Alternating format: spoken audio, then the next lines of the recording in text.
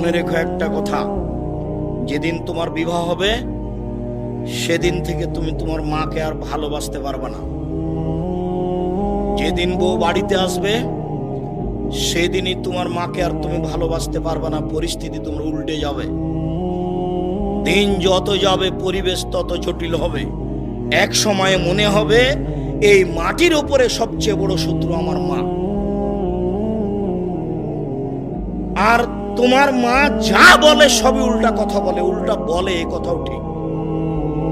আরে টাকা দিয়েছো তুমি ফল খেতে, টাকাটি তোমার মা তোমার বড় বোনকে দিয়ে পাঠিয়ে দিয়েছে।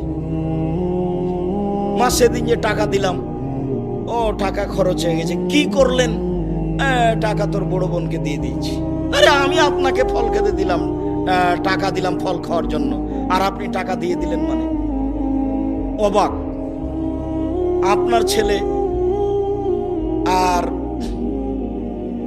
আপনার বড় ভাইয়ের বড় বোনের ছেলে এক জায়গাতে খেতে বসেছে, তো আপনার মা বড় মাছের টুকরা আপনার বোনের ছেলের পাতায় তুলে দিয়েছে। এইটা আপনার বউ দেখেছে এইবার রাতে। হ্যাঁ, তোমার মা এরকম, তোমার মা তোমার বোনের ছেলেকে ভালোবাসে। আমি রান্না করলাম কষ্ট করে, বড় মাছের টুকরাটা তোমার বোনের ছেলেকে দিয়ে দিল, আমি এগুলো সহ্য করতে পারি না। কত কি! আপনি সন্ধ্যায় এসে দেখছেন আপনার মা বিছানে পেশাব করেছে, উঠতে পারে না, বিছান গন্ধ করছে। আপনি বলছেন, হ্যাঁ তুমি আমার মায়ের বিছানা পরিষ্কার করনি, আমার মায়ের চাদরটা ধুয়ে দাওনি।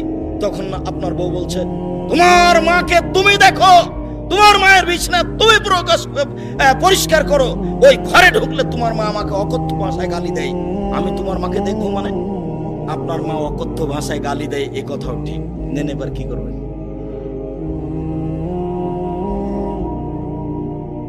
এত কিছু করার পরেও মা যে ঘরে থাকে সেই ঘরে তুমি জোরে হাঁটতে পাবা না। আমি বলিনি, আল্লাহ বলেছে।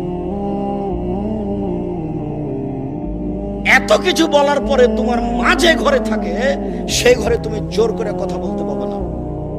ফালা তাকুল্লাহুম উফিন ওয়ালা তানহারহুমা, এ কথা বলতে পাবে না।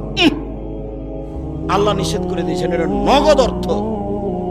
ঝাঁকি দিয়ে কথা বলতে পাবে না। হ্যাঁ, আপনি এ করলেন সেই করলেন, একবারে টোটালে নিষেধ আল্লাহ বলে দিয়েছে। অফিস লাহমা জানা হাজুল, হাত নিচু করে যেতে হবে।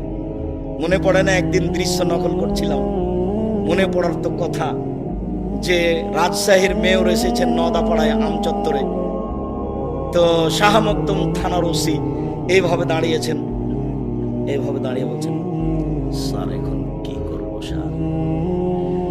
আমি তো দৃশ্য দেখে অবাক হয়ে গেলাম। আমি তো পাশে বসেছিলাম সেই দিন, যেটা ব্যাপার কি, এটাতে ছিল মায়ের জন্য, এইটা কি করে মেয়র পেল?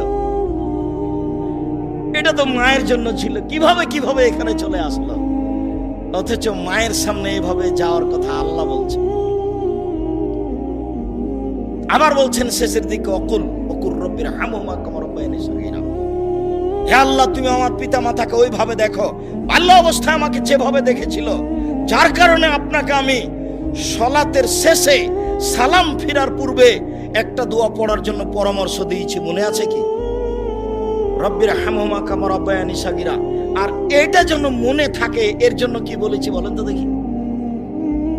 জাযাকাল্লাহ খায়ের। 2 রাকাত সালাত আদায় করতে হবে। 2 রাকাত সালাত আদায় করে আল্লাহকে বলতে হবে, আল্লাহ তুমি আমাকে এই দোয়াটা বলার তৌফিক দান করো, আমি যেন না ভুলি।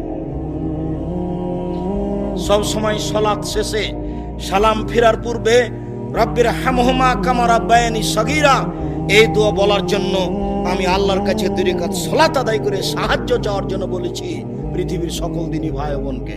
সম্মানিত দিনী ভাই বোন, আল্লাহর নবী বলেন, চিরদিনের জন্য মায়ের অবাধ্য চলা হারাম, চিরদিনের জন্য মায়ের অবাধ্য চলা হারাম।